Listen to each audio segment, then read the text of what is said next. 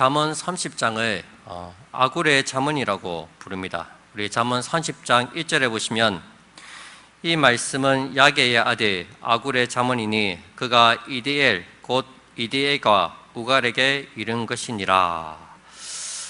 오늘 본문은 야게의 아들 아굴이 이디엘과 우갈에게 이른 말입니다. 아굴이 어떤 사람인지 학자들 사이에 많은 논란이 있지만 그가 어느 지파 사람인지 어느 시대 사람인지는 정확하게 알려져 있지는 않습니다. 구약 성경 전체에서 이 아굴은 오늘 본문 여기에서만 등장을 하고 있습니다. 오늘 본문에는 그의 두 가지 소원이 나옵니다. 그런데 이것이 굉장히 중요한 소원입니다. 왜냐하면 이것이 지혜자의 소원이기 때문입니다. 그의 소원이 성경에 기록되어 있고 특별히 지혜서인 잠언에 기록되어 있다는 것입니다. 잠언의 저자가 지혜의 왕 솔로몬을 비롯해서 몇몇이 있습니다. 그 중에 한 사람이 아굴입니다. 이것을 볼 때 아굴은 지혜자였음에 틀림이 없습니다. 여러분, 이 아굴의 소원은 평범한 사람의 소원이 아닙니다. 아무것도 모르는 어리석은 사람의 소원 역시 아닙니다. 인생의 모든 것을 꿰뚫어보는 통찰력을 가진 지혜자의 소원이라는 것입니다. 정말로 그가 인생을 살면서 정말 중요하고 정말 이것만은 꼭 있어야 되겠다 하는 그 깨달음을 가진 자의 소원이라는 것입니다. 그리고 또 한 가지는 이 소원이 그의 마지막 소원이라는 것입니다. 7절 말씀을 함께 보시기 바랍니다. 7절입니다.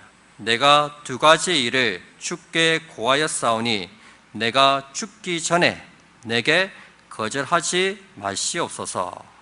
내가 죽기 전에 응답해 달라는 것입니다. 여러분들이 죽기 전에 이것만은 응답되었으면 좋겠다. 내 평생에 죽기 전에 이것만큼은 꼭 이루어졌으면 좋겠다 하는 그런 소원이 여러분들에게도 있지 않습니까?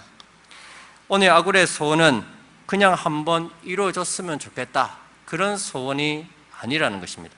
인생의 모든 것을 경험한 사람이 정말 이것만큼은 내가 죽기 전에 꼭 이루어졌으면 좋겠다 하는 그의 간절한 바람이 녹아있는 소원입니다. 보시면 시제가 과거형입니다. 이것은 아굴이 이 기도 제목을 가지고 이 평생 동안 하나님께 기도했다는 의미입니다. 정리하면 오늘 본문에서 말하는 아굴의 소원은 이 평생을 살아온 현명한 지혜자가 오랜 세월 동안 기도했고 죽기 전에 반드시 이루어졌으면 좋겠다고 하는 소원입니다. 그렇다면 이 소원은 단지 아굴만의 소원이 아니라 저와 우리 모두의 소원이 되어야 할 줄로 믿습니다.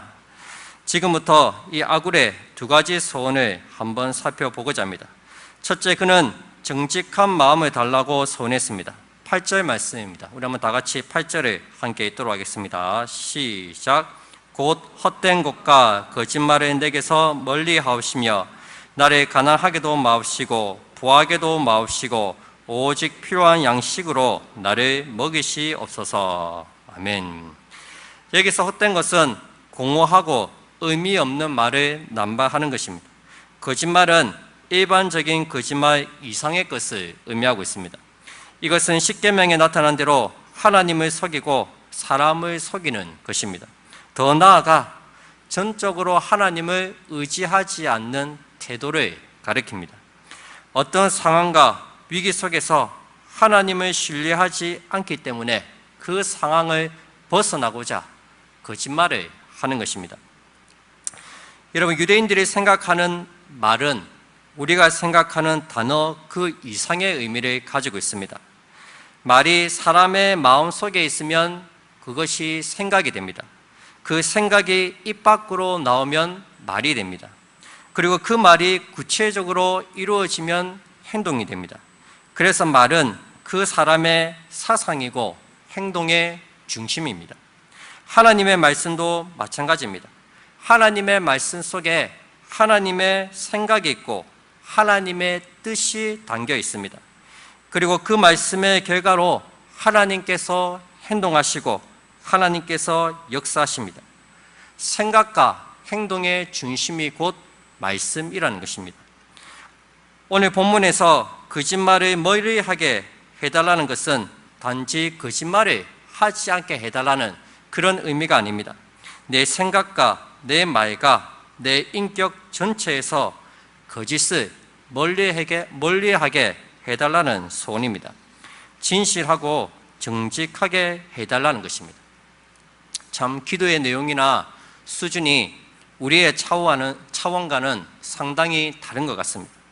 우리는 형세적인 축복과 성공을 위해서 기도하지만 아굴은 하나님 앞에서 정직하고 바르게 살고자 하는 그 마음을 가지고 하나님께 기도했습니다. 물론 살아가면서 어쩔 수 없이 거짓말을 할 때도 있습니다. 때로는 필요한 거짓말이 있죠. TV를 보는데 김태희가 나왔어요. 아내가 묻습니다. 여보, 내가 이뻐? 김태희가 이뻐? 당연히 김태희가 이쁘다는 것은 누구나 인정하는 객관적인 진리입니다. 그럼에도 불구하고 가정의 평화를 지키기 위해서 때로는 거짓말을 해야 할 때가 있습니다. 알쓸 신잡에 보니까 우리 TV에 보면 알쓸 신잡이라는 그 TV가 있습니다. 그 프로그램이 있습니다. 거기에 보니까 뇌 과학자가 거짓말에 대해서 그렇게 이야기를 했습니다. 거짓말을 하면 코에 땀이 나면서 혈관이 평창된다고 합니다. 그러면서 자연스럽게 코가 벌렁벌렁 거린다고 합니다. 그래서 그런지 우리 집사람이 제가 말을 할 때마다 제 코를 유심하게 보는 것 같습니다. 이 거짓말을 하면 코가 길어진다는 이 피노키오의 이야기가 이게 어느 정도 일리가 있는 것 같습니다. 우리나라 사람들이 1년에 500번에서 600번 정도 거짓말을 한다고 합니다. 하루에 한 번 이상 혹은 2번 정도 거짓말을 한다고 합니다. 그 수많은 거짓말 중에서 가장 많이 하는 거짓말이 무엇인지 아십니까? 바로 사랑해입니다. 이건 제가 한 말이 아니고 뇌과학자가 하는 말입니다. 인간의 언어 발달에 있어서 이 거짓말이 지대한 영향을 미쳤다고 합니다. 거짓말을 하고 그 거짓말이 진짜인 것처럼 하려면은 그 상황을 잘 꾸며내야 합니다. 그러다 보니까 언어가 자연스럽게 발달을 했다고 합니다. 자신의 일에 대해서 과장하고 농담을 늘어놓으면서 언어가 발달했다는 것입니다. 여러분, 그래도 우리는 정직하고 진실하게 살아야 합니다. 거짓을 합리화해서는 안 됩니다. 윤리와 도덕 앞에서 정직해야 하고 하나님 앞에서는 진실해야 합니다. 여러분, 아굴은 왜 이런 소원을 가졌을까요? 그가 인생을 살아가면서 중요한 소원이 많이 있었을 것입니다. 그런데 하필은 아굴은 그 많고 많은 소원 중에서 왜 정직하고 진실하게 살게 해달라고 하나님께 기도를 했을까요? 이것이 너무나도 중요하기 때문입니다. 특별히 하나님과의 관계에서 중요한 문제이기 때문입니다.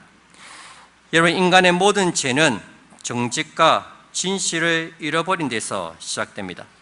정직과 진실을 잊어버리면 죄가 점점 더 자랍니다. 다윗이 우리아의 아내 밧세바를 죽이고 밧세바를 범하고 죽이지 않았죠. 밧세바를 범하고 만약 그가 정직했다면, 정직하게 회개하고 돌이켰다면 거기서 모든 것이 다 끝났을 것입니다. 하지만 자신의 범죄를 숨기기 시작하면서 일이 점점 더 커집니다. 밧세바가 임신한 사실을 알고 숨깁니다. 우리아를 정전터에서 불러내어 술을 마시게 하고 집에 보내서 아내와 동침하게 만들었습니다. 그런데 이 충직한 우리아는 집으로 돌아가지 않았습니다. 요압 장군과 부하들이 정전터에서 텐트를 치고 열심히 싸우고 있는데 내가 어떻게 혼자 집에 돌아가서 에어컨 틀고 시원하게 있을 수 있냐? 돌아가지 않겠다 하고 안 돌아갔습니다. 다윗은 자신의 죄를 덮기 위해서 결국 우리아를 다시 정전터에 보내서 죽게 만들었습니다. 다윗이 만약 정직했다면 아마 우리아는 죽지 않았을 것입니다. 그가 계속 숨기려고 하다 보니까 결국에는 우리아를 죽음에까지 이르게 만든 것입니다. 나중에 나단 선지자가 죄를 지적하자 다윗이 회개하면서 지은 시가 시편 51편입니다. 거기서 다윗은 눈물을 흘리면서 하나님께 이렇게 기도합니다. 시편 51편 10절입니다. 하나님이여 내 속에 정한 마음을 창조하시고 내 안에 정직한 영을 새롭게 하소서. 여러분, 이것은 다윗이 그냥 하는 기도가 아니라 그가 실제로 죄를 짓고 진심으로 뉘우치면서 하나님께 올려드린 기도입니다. 사도행전에 보시면 예루살렘 교회에 아나니아와 삽비라라고 하는 부부가 있었습니다. 이 부부가 재산을 팔아서 그 일부를 드렸지만 죽음을 당하는 끔찍한 사건이 발생합니다. 그 이유가 무엇입니까? 정직하지 못했기 때문입니다. 땅값에 얼마를 감추고 마치 전부를 드린 것처럼 거짓말을 했기 때문입니다. 그냥 그 일부만 드린다고 이야기하면 되는데 굳이 그것을 숨기고 전부를 드린 것처럼 거짓말을 해서 죽임을 당합니다. 베드로가 그들을 향해서 무엇이라고 말합니까? 사도행전 5장 3절 4절 말씀입니다. 베드로가 이르되 아나니아야 어찌하여 사탄이 네 마음에 가득하여 네가 성령을 속이고 땅값 얼마를 감추었느냐? 땅이 그대로 있을 때에는 네 땅이 아니며 판 후에도 네 마음대로 할 수가 없더냐? 어찌하여 이 일을 네 마음에 두었느냐? 사람에게 거짓말한 것이 아니요 하나님께로다. 하나님께 거짓말을 했다는 것입니다.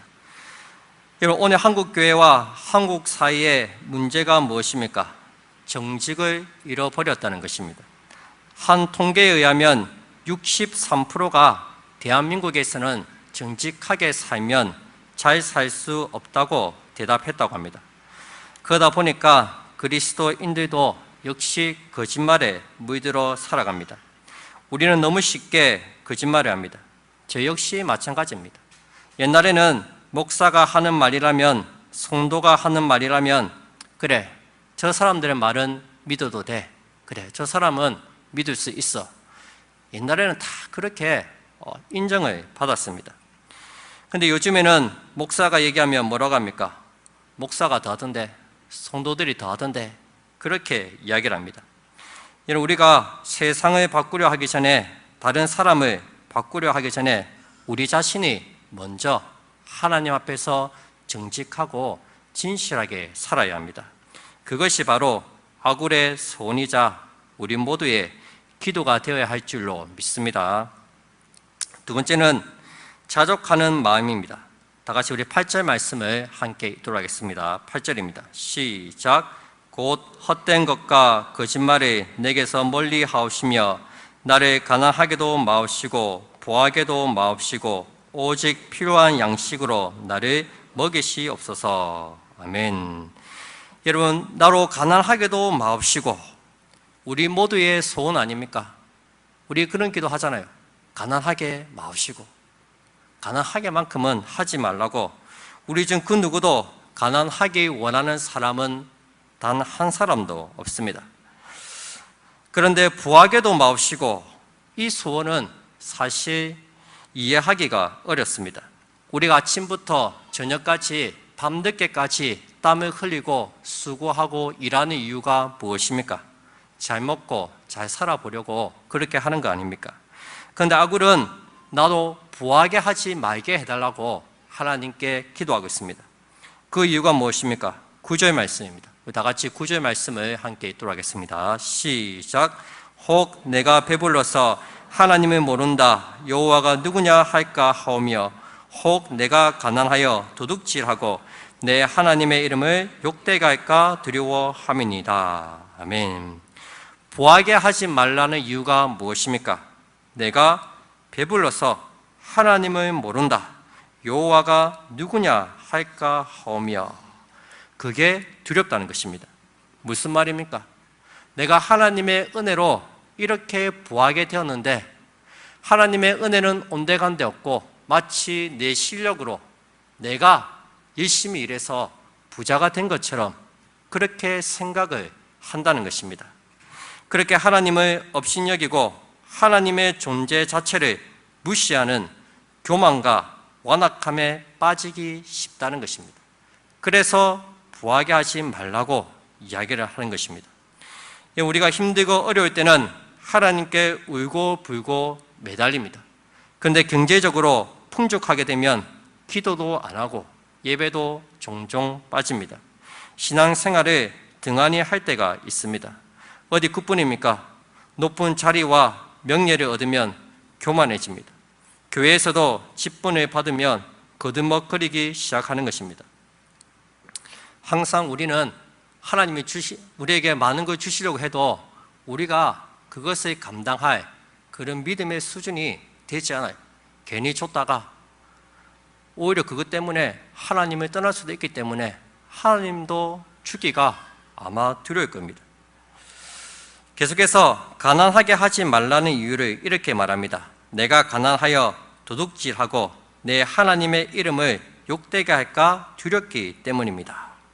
가난하면 불편하고 불행하기 때문이 아니라 가난해서 남의 것을 탐내고 도둑질해서 하나님의 이름을 욕되게 할까 그것이 두렵다는 것입니다. 여러분, 지금 이 지혜자의 관심은 오로지 하나님과 나와의 관계에 있습니다. 물질이 있든 물질이 없든 그것은 별로 중요한 것이 아닙니다. 중요한 것은 하나님과 나와의 관계입니다. 물질이 없어서 하나님과의 관계가 멀어질 수도 있고 오히려 물질이 있어도 하나님과 나와의 관계가 멀어질 수도 있다는 것입니다. 여러분, 우리들 중에서 그 누가 물질에 영향을 받지 않는 사람이 있겠습니까? 아굴의 고백은 정직한 고백입니다. 아주 현실적이고 실제적인 고백입니다. 여러분, 아굴 역시 지혜자입니다. 남들보다 뛰어난 인생의 통찰력과 해안을 가진 사람입니다. 그러나 그 역시도 죄인이기 때문에 얼마든지 거짓될 수 있고 물질적인 욕심에 빠질 수 있는 연약한 인간임을 인정하고 있는 것입니다. 여러분, 아굴의 소원은 단 하나입니다.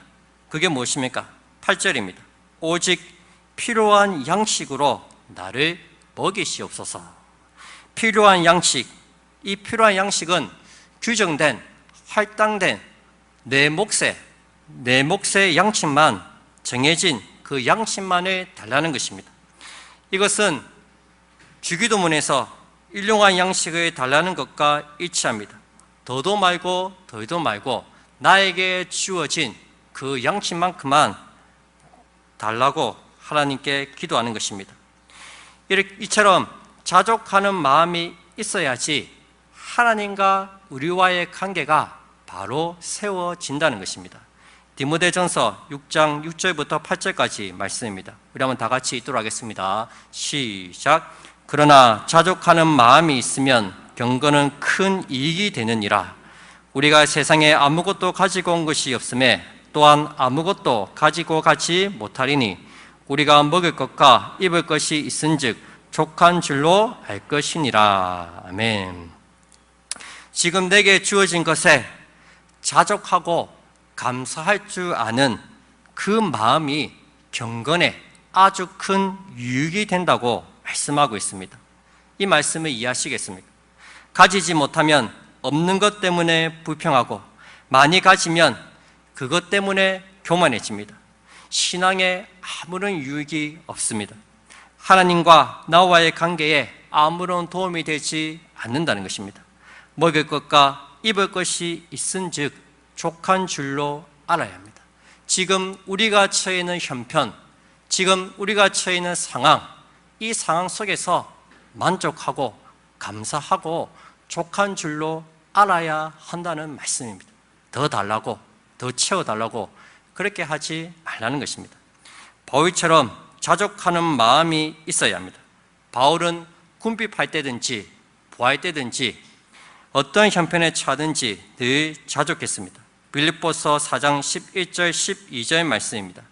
내가 궁핍함으로 말하는 것이 아니니라. 어떠한 형편이든지 나는 자족하기를 배웠노니 나는 비천에 처할 줄도 알고 풍부에 처할 줄도 알아. 모든 이 곧 배부름과 배고픔과 풍부와 궁핍에도 처할 줄 아는 일체의 비결을 배웠노라. 이런 바울은 부할 때도 있었고 가난할 때도 있었습니다.